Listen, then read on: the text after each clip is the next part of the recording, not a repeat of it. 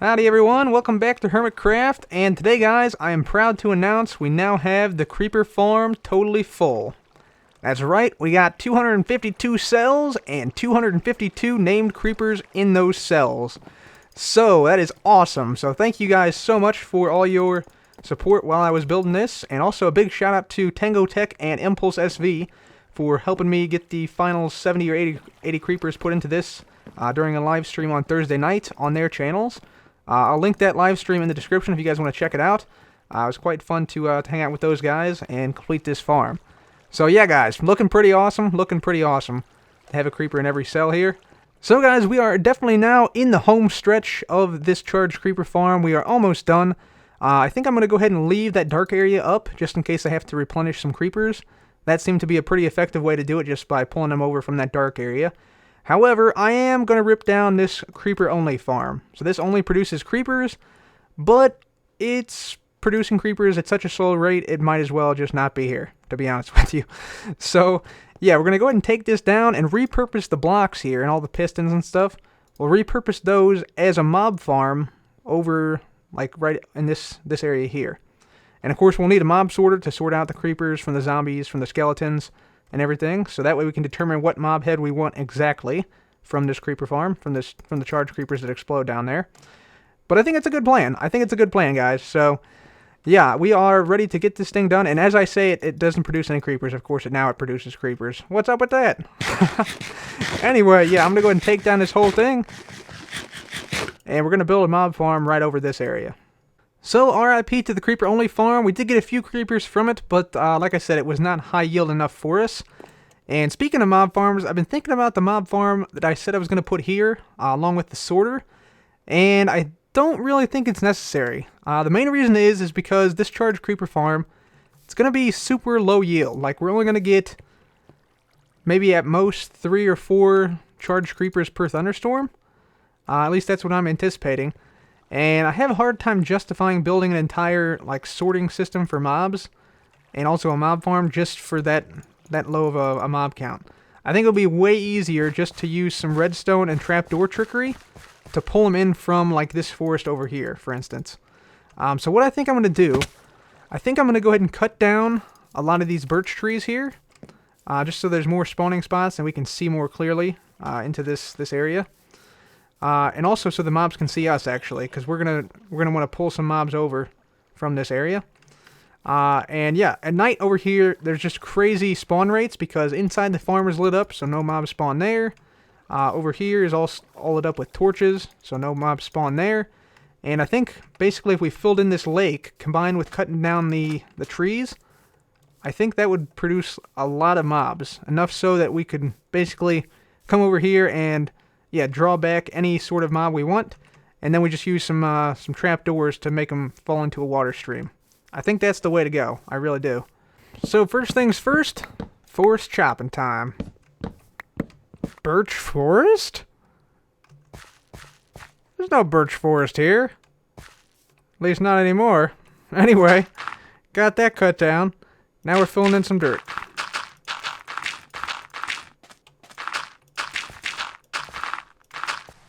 There we go, dirt is now laid down. Got a big, nice, open, flat area. And the grass is slowly spreading in this direction. So that is very nice, very nice.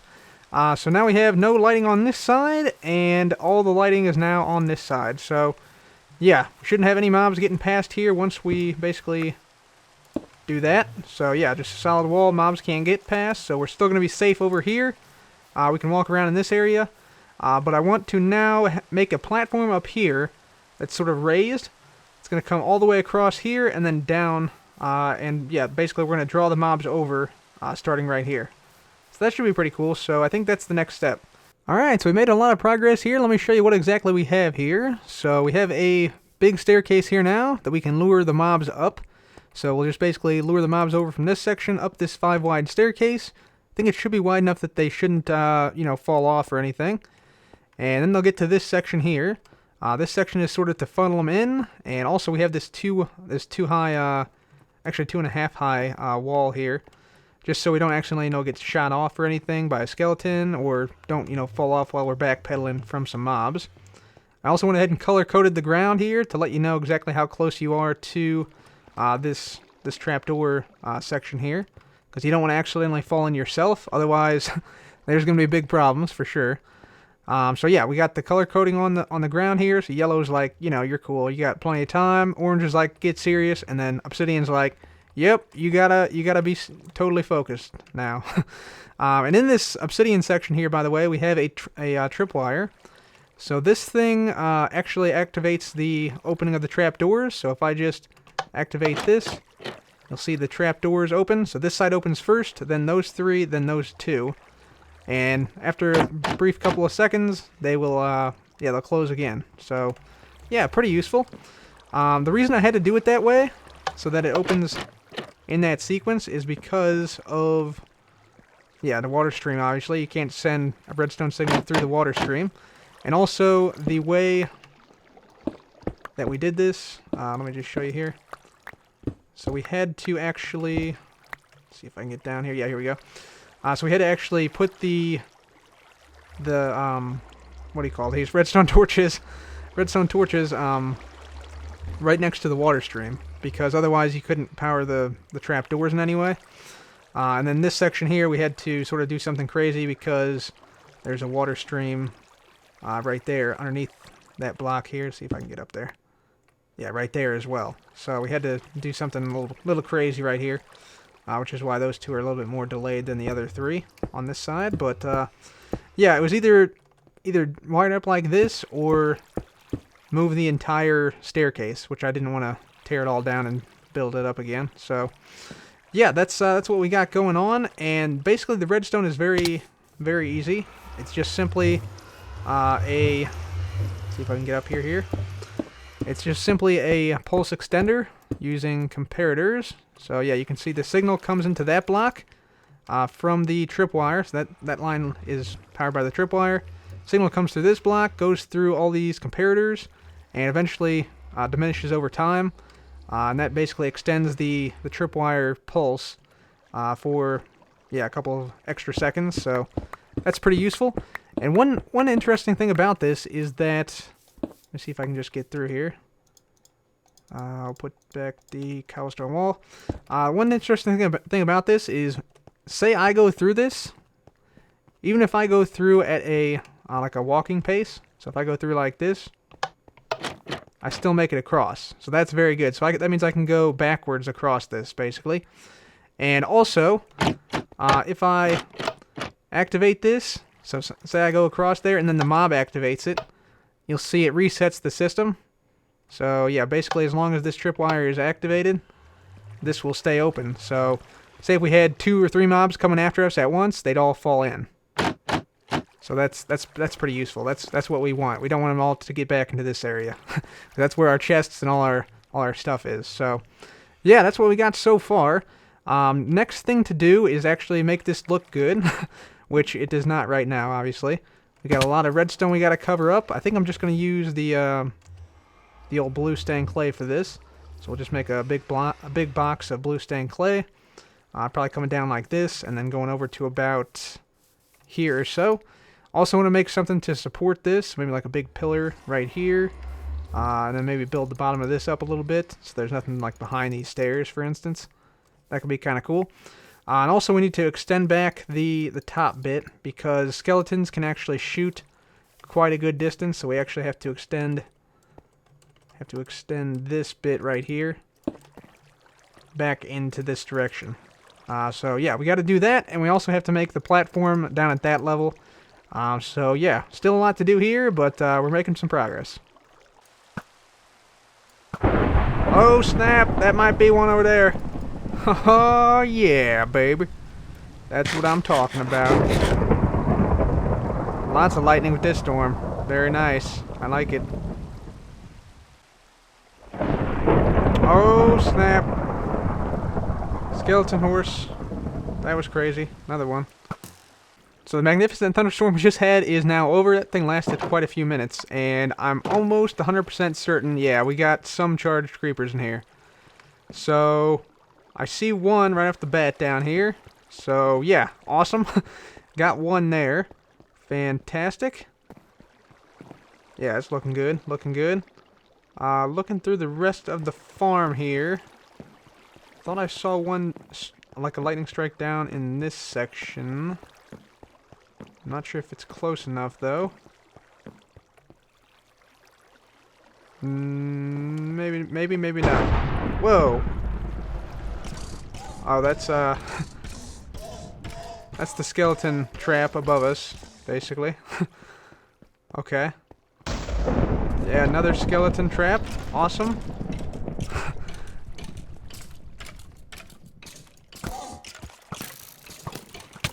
Ow. Hackster Skelly's right here. You kidding me? You kidding me with this? So guys, we ended up with one charged creeper, which you guys actually saw the lightning strike for this one, I believe. So yeah, let's go ahead and drop this guy down. There he goes. He'll head on down. I'm actually going to mark this as open. So let's just put like a slab on here or something, so I know to refill this one. There we go. And this guy's gonna float on down here. And once he's making his way down here, I'll show you guys what we got so far. We're pretty much done, basically. We're just moving our stuff down here. So, yeah, first things first. You see, we changed this. There's another. I think this is a normal skeleton horse. But yeah, we changed this so that it just comes down here. Goes right into the farm. So yeah, just a basic little entrance here. And this leads out to the farm itself, of course, just in case we need access to that dark area over there. Now up here, I just made like, whoops, I just made like a mess here of this torch. There we go. So yeah, I basically just have like a walkway here. We got a little bit of a sign thing going on here. It says, "Welcome to Cubban's Charged Creeper Farm. Place your order for a mob head in the chest or at Cub's Craniums in the shopping district," which is going to be the name of our shop. And have a boomin' day. So yeah, that's what we got there. Up here, this just leads up to the drop area for the other mobs. So again, there it is right there with the trapdoors. Very nice. I did move this out a little bit. This whole area here. And yeah, I moved the wall out a little bit as well, so it's a little bit further away than it was before. Still have to fix that creeper hole. And yeah, I also basically made like this big staircase up, and then covered all the redstone up with blue stained clay. So it looks okay, I think. Looks okay. Also, it's cool that you can like sneak in between these, but mobs can't. So yeah, if we're ever in like really bad trouble, we can just, you know, sneak out this way, and then run back here where they can't really get us. So yeah. Yeah, there's our charged creeper in there. I wonder what his name is. Hermit Hitman. Oh yeah. Who's the hitman now? I believe it's me. Thank you very much. So yeah, I got this map up. This is the map of the section we just built right there. That little L shape there. So yeah, looking good, looking good. Right now what I'm doing is I'm just taking all this stuff back to the base. You can see I got a ton of flying time. Just been transporting all these chests back and forth to the base. And yeah, this whole thing is basically done now. So I mean, it's pretty nice. I did move the portal as well, as you guys can see, and there's a ladder up there, and then there's also stairs up here. So you can go in and out. This is where you come out. I like with it, like when you look at the this area from here, you see pretty much just, well, not from this angle, but you get back here further. You see a lot of the purple, and that goes really well with the blue stained clay. I actually might make the portal a little bit taller, so you just see the portal. I think that'd be kind of cool. But yeah, anyway, that's the progress we have made. Looks kind of cool. You can see in the side and everything too. So we'll be able to see like the creeper that we're going to get here from this area. We'll see him drop down and come on over and then drop down below us, which should be awesome. Should be awesome. So yeah, now we just have to wait till night, and then we'll get a creeper and lure the creeper over here. And so while we're waiting, we're going to go ahead and fill up the one slot that the Hermit Hitman left. So we're going to try and see if we can get this guy in here. There we go. Easy as pie. Easy as pie for Mr. Esplode. Bang. There we go. Alright guys, so the sun is now set, and we're taking on some zombies right now. But I I think what we do next... Dang, skeletons, come on now. Don't be like this. There we go. Got some creepers over here. Let's see if we can attract one. Who's coming? Oh, yeah, here we go. Okay, we got 2. 2 is fine. Doesn't really make a difference if we have more than 1, to be honest with you. Let's get this guy out of here. Get out of here. And these guys, we don't care if they're damaged or not. We do want to keep zombies out, though. Yeah, these guys got no problem coming on up. Awesome. Fantastic. These guys should not make it past this. Yep, awesome. Easy. Easy money. Yeah, these zombies are going to also fall in, so we're going to take them out. There we go. Alright, sweet. So this creeper should be coming down here. He might have already gone down, actually. Yeah, he already went down. So let's go down there. Yeah, he's down there. Alright, so we'll hit him with the sword. Let's see, we'll hit him with the pick. Hit him with our fist. And he's ready to go. So here we go. Get this saddle out of here to light this guy up. Hermit Hitman. R.I.P. There we go. And there we go. 3rd creeper heads. This one is for Mr. Wells Knight, so we will go and deliver that to Mr. Wells. So guys, somebody went around and put post boxes in front of everyone's house, which is a nice little addition. So I'm going to go ahead and dump the creeper head right into Wells's post box, along with this book right here. And this book just basically says, thanks for helping with tree chopping and cobblestone during the construction of the Charged Creeper Farm. And for that, I'm giving him this creeper head for free. And then be sure to check out the mob head shop in the shopping district coming soon, of course. So there we go. Thank you, Wells. And yeah, we got that one delivered now, guys. So now we just have a few more to go. And then we can begin to put mob heads into the mob head shop. So, yeah, that's the creeper farm done now, guys. Very happy about that. So we can now move on to other projects. And speaking of other projects, I have indeed started to move on already to the mob head shop. So let's just fly on out here. Just going to shoot ourselves a few times. There we go. There we are. And yeah, we're going to fly back to the base, drop off this stuff here. And then I want to fly to the Brown District to see what we have as far as the mob head shop. Because we did work a little bit on that during the stream, the Hermitcraft stream, on Sunday night. Thank you to everybody who showed up there. It was pretty fun. We had a good time. We played with a couple mini-games with Etho, and then we worked on the mob head shop. So let's jump there to the Brown District right now. So we're in the Brown District now, and our mob head shop has started to take shape after a live stream on Sunday night, where, yeah, we streamed as part of the 16-hour Hermitcraft live stream. And here it is, right here. So this is what I made. It's supposed to be like a dragon head, which I have on me right now. And so we can take a look and see how it looks compared to the actual dragon head. Yeah, I think it looks pretty good. We got the ears and everything. Gray ears on top. We got the eye done pretty well with the purple. I put purple as the like pinkish block here.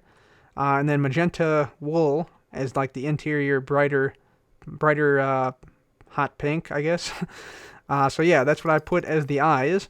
Of course, we have some fangs here. Dragon has some fangs. So yeah, we gave it a little bit of personality with that, I guess. But yeah, I think it looks pretty good. If we go inside here, we still have a little bit to do on the inside. So what I'm aiming for on the inside is if you look at the dragon's mouth, if we back up here, you can see a little bit of pink inside in like a V shape. So that's what we're going to put in here. It's going to be like the tongue, I guess, you could think of it as, of the dragon. But we need some more magenta carpet and some more pink carpet. And we also need some more glowstone to provide some lighting in here. Now, I also want to put some functionality in this thing. So it is a dragon, and if we take a look, or if we think about what the dragon does, right? The dragon puts out dragon's breath, right? So I thought to myself, is there a way I can simulate this in survival Minecraft? And the answer is, yes, there is.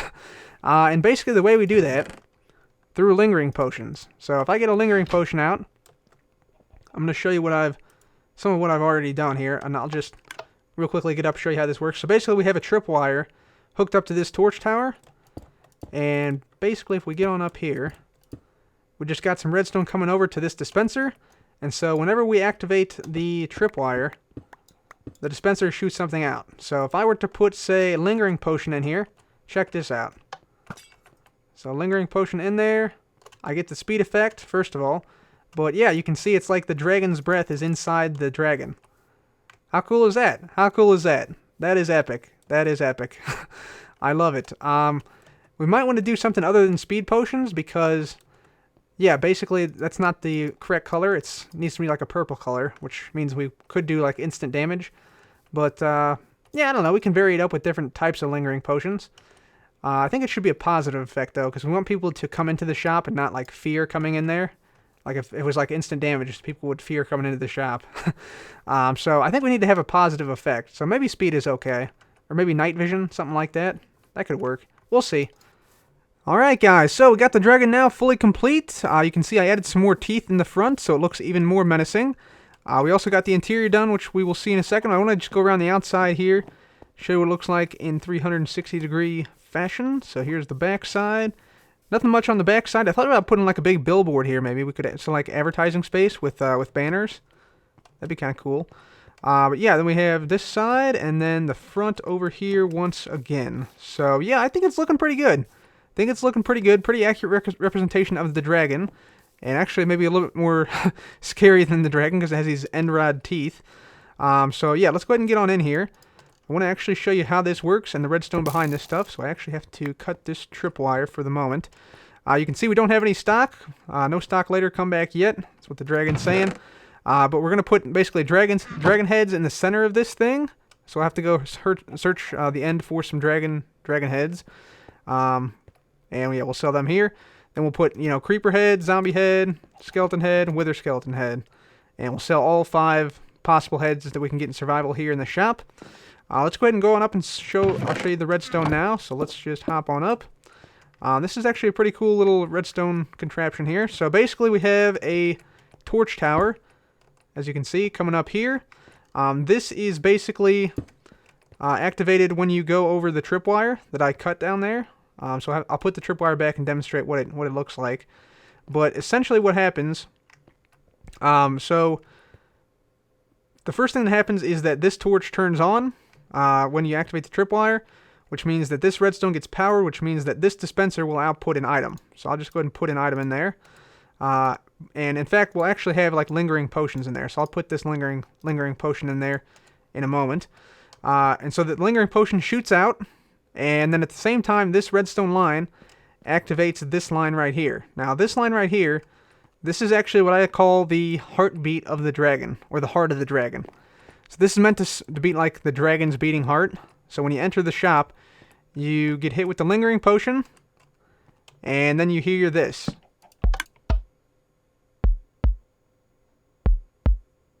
So it's like a heartbeat. Thud, thud. Thud, thud. Thud, thud. There you go.